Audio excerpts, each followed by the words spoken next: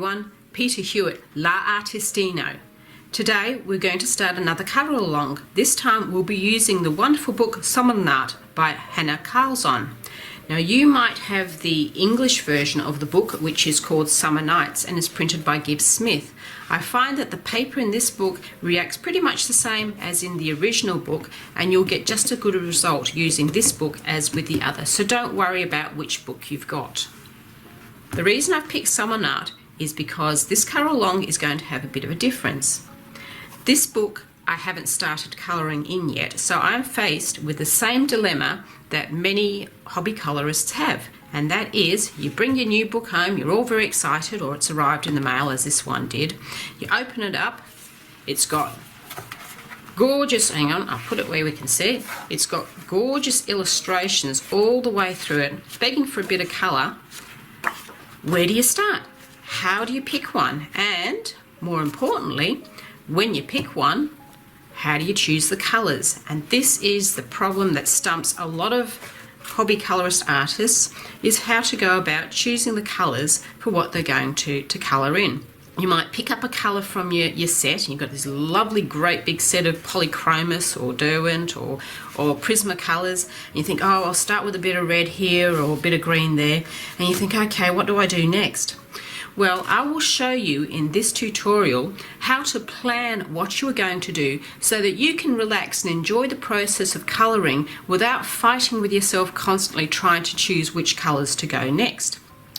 Now, first of all, I will pick a picture from here that we can work on together. Okay, now you can see this is going to be a hard choice. I mean, the first hard choice, I guess, for me is which book to colour in, because I've got so many favourites, and then which page to colour in that book, and then how to colour it in, how to go about choosing the colour scheme. So we've got this one, so we'll flick through and have a look. That one I've seen done many times in many different ways, and they're absolutely gorgeous. I'm almost afraid to start that one because there's so many good ones out there, I don't think I could compete. Which is a silly thing to think, by the way. This is not a competition. This is you doing it because you love it. And it makes you relaxed and it makes you happy. And you don't have to compare yourself to what other people do. Oh, that's a nice one, isn't it? Yes, you're doing this for yourself, and you should be pleased with your own work. Everybody works at different levels and everybody has different ideas. So this is a thing that you do for yourself, and you shouldn't be worried about comparing yourself to other people. Okay, well, you know what? I think we'll go with this little guy here. Rather like him. He's kind of attractive. He's a grasshopper, sitting with some flowers on a background with all these lovely spotty things around and some leaves. In this picture you've got some nice clumps. These flowers are all going to be more or less the same colour. All the leaves will pretty much be the same colour, and then we'll work out a colour scheme for the grasshopper. So we haven't got too many different choices that we have to make in this one. Okay, next thing, how to pick the colours. Now this is where people get stumped, if you like. Firstly, I want to talk about potential colour schemes that you can use for your picture. I just use this book, this is Enchanted Forest by Joanna Basford, to demonstrate what I mean. When you're thinking about colours, think about the way that the different colours will react with each other. In this picture here, I've chosen only two main colours, the blue and the orange, which sit opposite each other on the colour wheel, and that gives you a nice clash of colours that makes it bright and jump out at your face. With the blues, I've added colours that are sort of like in the same colour family that sit nearby it on the colour wheel, like a darker blue and the cyan. And with the orange, I've gone for the reds and a bit of yellow as well, just to give it some more colour variation. But you notice there are no purples, there are no browns, and there are no greens in that picture. It's just sticking basically with two colours, and it creates a picture that really pops out. Of course, this little guy here is in brown and grey, so that makes him, he's more of a muted colour, but he's sort of something that you can find in the picture. If I go to another pair of pictures, you can see that I've used a different technique, and that's these two here, the owl and the squirrel. Now in these two, I've picked cool colours to do this owl and warm colours to do the squirrel. So even with the owl itself, the creamy colours that I've used is more of a cooler yellow colour than a warm yellow colour, so that I'm still, even though it's a brown you think of normally as a warm colour, you have cooler bluish variations of it. And this creates a nice cool picture where all the colours are unified and it looks very harmonious. And the same with my squirrel here. We've got all the warm colours here. Even the cyan blue that I use is a warm tone of blue. So again, all of this sort of hangs together. It looks really good. It's not a cacophony of colours. It's harmonious. Okay, now you can, if you want, really research colour theory. I've recently bought this book here. This is a 30th anniversary edition of Exploring Colour Workshop, and this actually will explain colours in great detail. It'll tell you about old sets of colours, new sets of colours, different types of colour palettes. And if you really want to get into your colour theory to improve your ability to choose colours, try getting some research done on the internet, or look for books in your library which explore the use of colour and explain how to use colour. So now we have our picture chosen.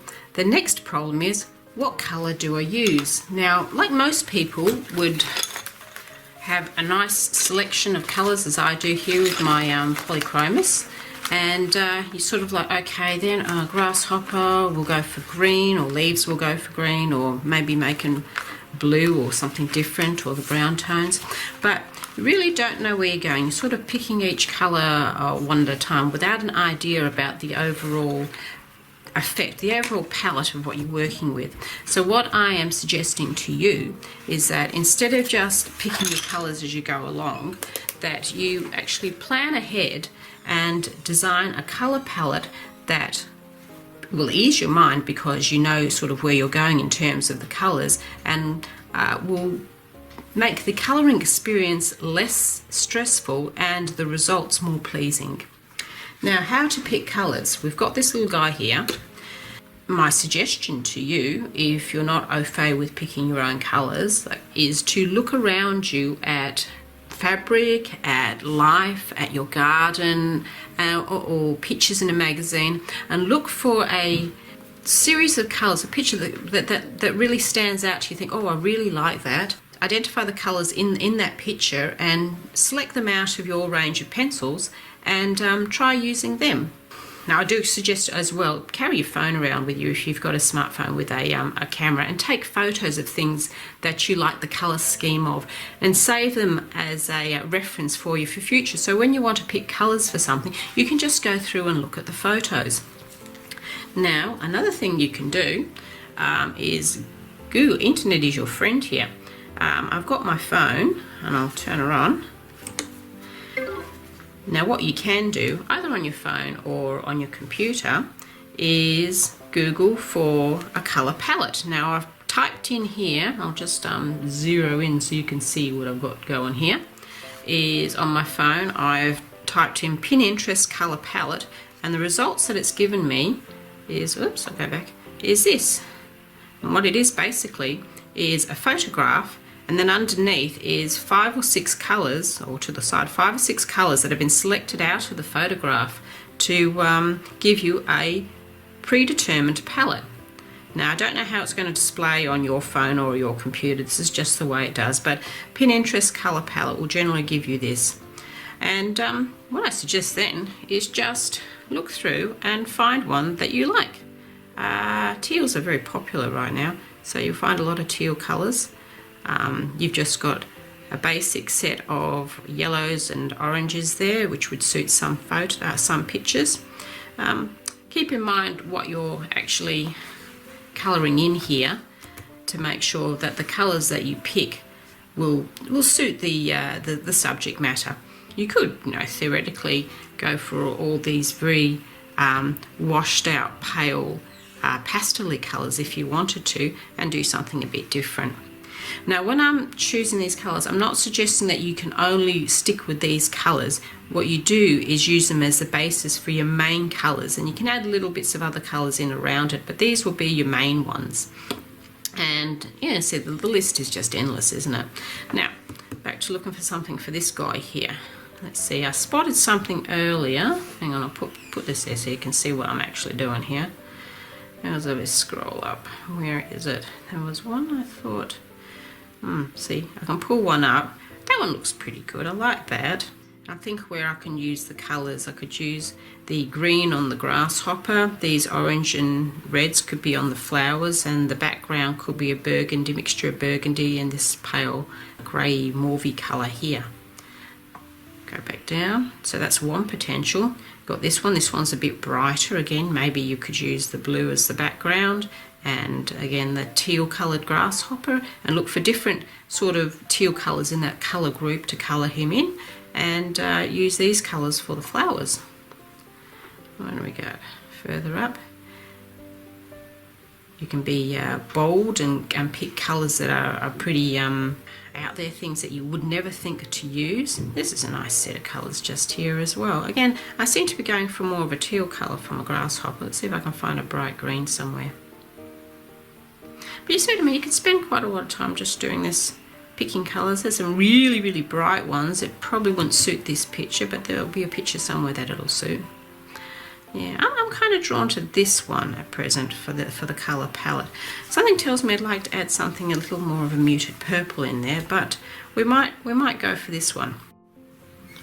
So now we have a basic colour selection for this picture. Our next job will be to match up the pictures to the pencils. Now this is where it comes in handy to have a colour chart already filled out for your pencils. Now I've seen some lovely colour charts, printed ones, and I've certainly had people send me some lovely ones as well, but this is the original one I use in my book full of colours, which has got all my different colours, or the different media that I have. Makes life really easy to reference the colours quickly. So let's have a look what these colours are, and we'll try and match these colours here with the equivalent pencils. Now you're not going to get an exact match, and depending on how many pencils you've got, you may find you might have to go for your nearest. Now you'll need a little scrap of paper, which I have here, so that you can test out your colours and make sure that they're sort of like the right ones, and keep a note of which ones you're going to use. Okay, right, now let's start with this kind of purpley colour. Now we're not going to have an exact match here, so we'll just go for a closest one. And the closest one that I can see here, I don't know if you can pick that out or not, is the light violet there, which is part of the blue, the violet selection. And that's this pencil here. That's the Faber Castell light violet. So let's pop that on here. Draw a little square and colour in. Just put the name next to it so we know that's one. Right, that's one. The next colour we'll be looking at will be this orangey colour, and again we'll look back onto our colour chart and see which one matches it. And I think go a little bit duller, goes for the sanguine colour, which is nice, or you've got the orange glaze, which is a little bit brighter. I'll just show you both of those colours. If you're not sure, swatch them out and see. Take that, and we've got, I even use both of these in here. That's orange glaze. And then we've got the sanguine, I think that's how you pronounce it. That's more of a brown. G-U-I-N-E. Okay, so if we put those next to there, you can see it's actually the orange glaze, which is the sort of close match. It's kind of a combination of the two, so I might actually use both of those in this picture. Next colour is that reddish colour. It's not a true red. Let's have a look. Here's my reds. And that middle, that red is more of a pale geranium, I think. I'll get that one out. So I'll put that on here too.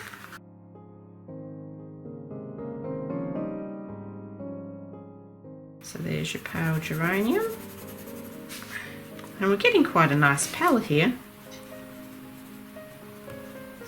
Right, so put that in our little selection of pens. Okay, Next one along, we have got this very dark reddish colour here. I've got two here. I've got the middle cadmium red and I've got the dark red, and I think this one's probably more of a dark red, so we'll bring that one out. So there's a bit of thought that goes into this before you sort of start to jump in and start colouring here. There we go. That's already starting to look like a pretty good palette. And that's dark red. I'm liking this. Okay, right, next we've got our greens. Let's see how we go. Flip the book. Now, we can go, these look more like a cool green. So where you've got your warm greens here, your light green, your leaf green and your earth greens, and you've got your cooler here's which are phthalo greens. Oops, here we go again. I'll just bring that back up. No, just stay like that. That's good. And you've got this green here, which also looks like a phthalo green. So I think we'll go for these, not these really bluish greens, but these kind of sort of more cooler greens, and that'll be what our grasshopper is coloured in. So let's grab them out. That'll be the dark phthalo green, the phthalo green, and the light phthalo green. And we've got them here. Now I actually have another green which I will use as well, which is a Derwent Artist water green. That's 4400, and I like this because it's an even lighter sort of phthalo green than the light phthalo green. Now I'm going to chuck that. You may or may not have that. Don't worry if you don't. You can always just mix the phthalo green with a bit of white to lighten it up, but I'm going to use it. So I'll take all my phthalo greens out, since that's the way we're going here. Don't be afraid if you haven't got the colour in one set of colours and you happen to be lucky enough to own a whole pile of different colour pencil sets. Search through all of them until you find the right ones. You know, if you can't find it in one set, go to your Derwent Artist, go to your Prismacolors. We'll use them a bit, carefully because they tend to be very saturated, or any other colours any other sets that you've got, and see if you can match up the colours the way you want them to. So here we go. Let's test these out and make sure they sort of match these. So we'll go for this one, which is the light phthalo, which I think is the best match for this colour here. I'll put him here. I'm thinking this will probably be our grasshopper's colours. So that's the light phthalo. Phthalo is spelt really funny. P-H-T-H-A-L-O green. And we've got this is just the middle one, the plain phthalo green. Oops. That's pretty cool. We've got the dark one. This one's sort of, there's the dark phthalo green. It looks like they've got a little bit of red in that actually. It just looks more, slightly warmer than the other two.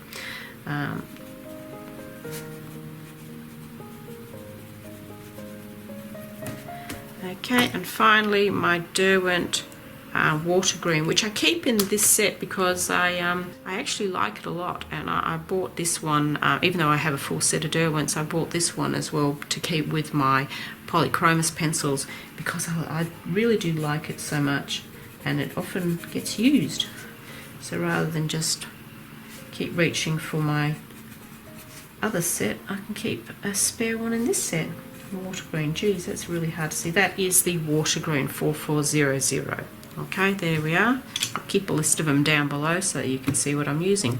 Right, and there I have got a really nice, interesting looking colour palette ready made.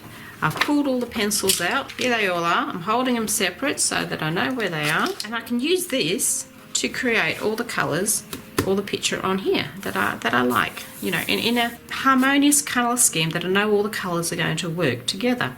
The next problem, of course, is placing out where the colours go, but I'm really happy with this. Now, things to note.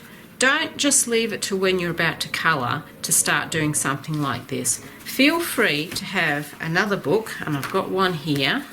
As you can see here, I have found colour palettes in the things I see around me, in photographs, looking through Pinterest, looking through other sites on the internet which show you different colour schemes, different colour palettes, and I've copied down the ones I've liked. I've sat there and I've matched my colours up exactly the same way as you saw me do before, into groups, and these are colour schemes that if I'm lost with if I want to colour something and I can't think of what colours I want to work with that particular picture, I can look through these and just say, okay, this set here looks really good. I'm going to use this set as a basis for colouring in this picture.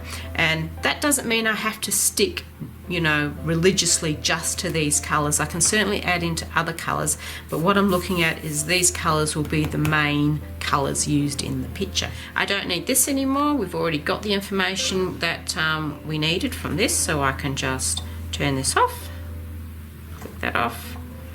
Right, doesn't this have a lovely home screen? This one changes every day. It's my Google Pixel. Nice phone. Okay, right, now we're ready to start planning where we're going to put all these colours. Now, you could just jump straight in and say, okay, I want the flowers to be the orangey colours, I want the background to be the dark red or the light violet or whatever. Just jump straight in and do it, but I suggest that you try something else before you do that. And for that, I just need to grab my bare art pad. Here we go. This is just a sketchbook I picked up. I think it cost me about $4 at one of those cheap shops, and I use this to plan stuff in, and I'll show you what I mean now. Right, we've got this fellow here.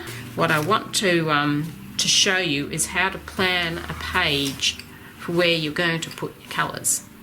So here's this guy, the grasshopper himself. What colour is he going to be? What colours are the flowers going to be? What colour are the leaves going to be and the stalks? And what colour are you going to do the background? Having said that, you don't have to colour the backgrounds. I noticed that a lot of people do spend hours making beautiful backgrounds, and if you want to do that, go for it, but don't feel guilty if you don't colour the backgrounds. There's plenty other tricks you can use that don't take as much time, or as much pencil core I should say, to fill in. You can leave it white if you like. Now in this case I'm not going to. I actually want to put some colour in the background. But first I've got to experiment with a colour palette, and where am I going to use these colours? To do that I will create a thumbnail, and we'll just sort of like loosely make a it doesn't have to be very big, in fact the small ones are great. And we just loosely come up with the ideas of where to put the colours. So with the flowers, how about if we make them orange? Okay, right, if we put the flowers sort of here, and you can see, look, what I'm doing here is I'm sort of like sketching out very, very loosely just approximately where everything is. So there's more flowers here, flowers, flowers, flowers, okay? Basically the flowers are here. Basically your grasshopper is in the middle, so he's going to be this colour here, kind of like, you know, all the greens and stuff. I'm not making a master a piece of art here. All I'm doing is plotting out what all the colours are. Let's see, what do we got? We got here the other colours. Sanguine, which we chose as one of the two options for the orange colour in that set. We can use that for the stalks. This doesn't mean this is all we do here with these colours, and I may change my mind while I'm working, so there is that too. And then the leaves, we can do the greens again. We might use the which one's that one? Just the light phthalo green on the leaves, and leave the more purpley ones for the sorry, not the purpley ones, what I'm talking about, the more bluish tones for the grasshopper. And then I would like to actually do the background with a lot of this light violet, I think. And the reason I've chosen this is because it is a contrast to the flowers and the grasshopper, and it will make our grasshopper and our flowers jump out. There we go. And that is like a plot. Now the reds, I can do the base of the flower in to make them maybe gradiate into the orange. It's putting a lot of the bright colours. Now, one of the things you'll note automatically is where is your eye drawn to in this picture? Your eye is being drawn to the flowers and not the grasshopper. That's because the brightest colours contrasting here is with the orange and the purple, right? And it's really making the bright oranges pop, and our grasshopper is kind of like hiding there with all of this. So we'll go on and we'll try another idea for the colours, and you can go a bit silly here and sort of like try to work out what would be best. How about if we have a brown and orange grasshopper? Let's try that. So we put brown and orange in our grasshopper and little dark one, so it can be a brownie coloured grasshopper. Okay, how about we make the flowers the purple colour?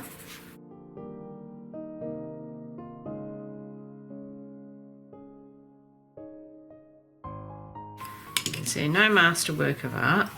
How about if we do the background kind of a sort of ombre of green going from light to dark.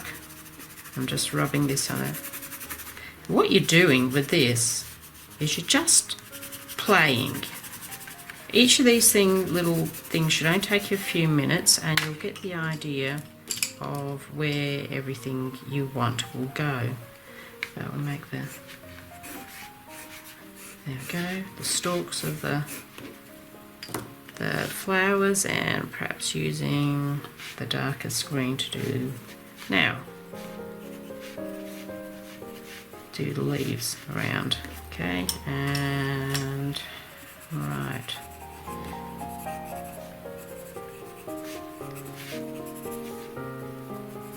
What I'd do here with this, with the flowers, is I'd take a darker purple and I'd add that in. As I said, you're not stuck with just the colours that you've selected for your colour scheme. You can use other colours. What you're doing is just using these colours here as your main colours. Alright, so there's another version. Now in this version, it's the grasshopper that's sticking out. You can see everything else, and I kind of like that one, but we'll try one more. Push that along. Another little box. As I said, these are no works of art. These are just putting everything out so you can get an idea about what it's going to look like when you're finished. Okay, let's try something different. I've got a green grasshopper, we've got a brown grasshopper. You could, don't know about making the grasshopper purple. I could do that. I don't think I like that idea though.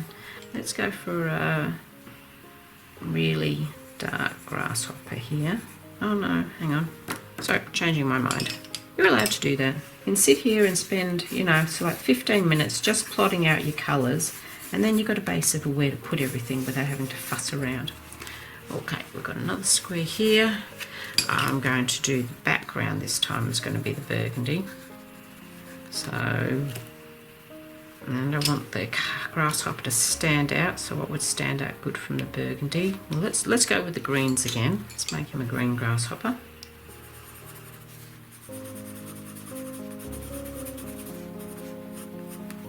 Okay, with all this green. And I'd probably use some of the other colours on him just to give him a little pep, you know, some orange. Look pretty good. Okay, one on.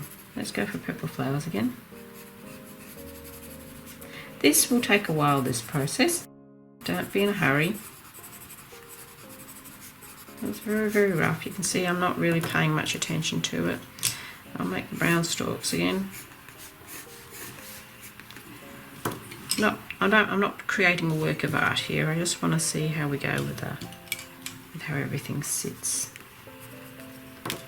Now, how about we go with this colour background?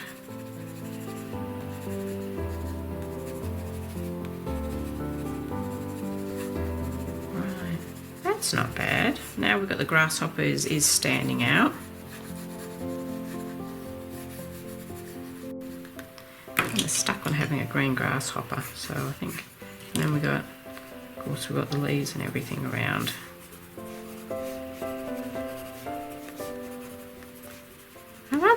colour scheme actually. I think that one's my favourite so far. I think if I do that, I'm going to have to use some yellow as well. It just says yellow to me when I'm using all that red. Okay, right. We've got 3 potential colour schemes there, using different colours for the background, different colours for the flowers, and I think we might go. Still like this one as well, and this one ain't bad either. See, the thing is, you start. This is the basis where you start. You don't have to stick with it. You can colour it along, and if you decide you don't like something, you can change it up a bit. You know, you can add another layer of colour over the top, experimenting first with a piece of paper to make sure you make a nice colour out and not mud. Okay, let's try one more colour scheme I've just thought of. You can keep going, as I said, trying to experiment with this. Okay, let's make a green grasshopper again. And we'll do the purple flowers again. I think these flowers are going to be purple somehow. I think that's just the way it's going to be.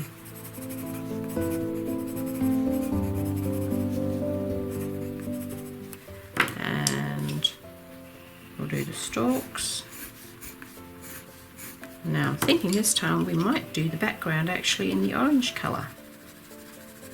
So, and I'm thinking we might do an ombre of the orange colour, so it's not just all straight orange, but we'll make it lighter as you get to the top, and we'll use the reds to bring it in darker as you go down.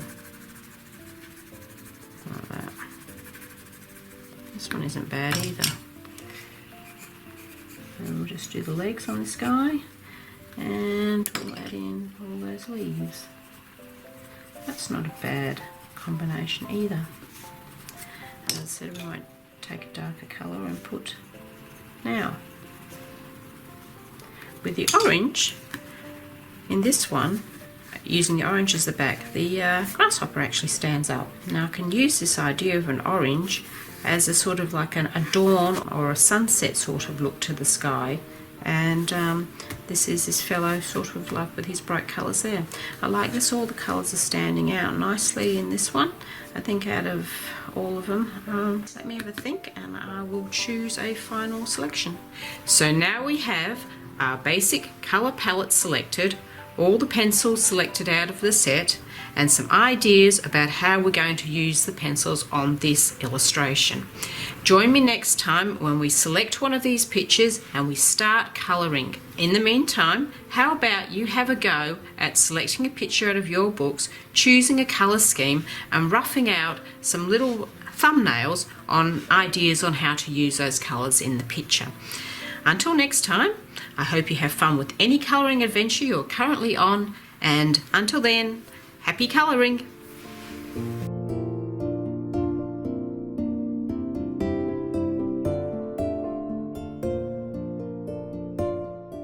I hope you're enjoying any colouring adventures that you are currently on, and until next time, happy colouring!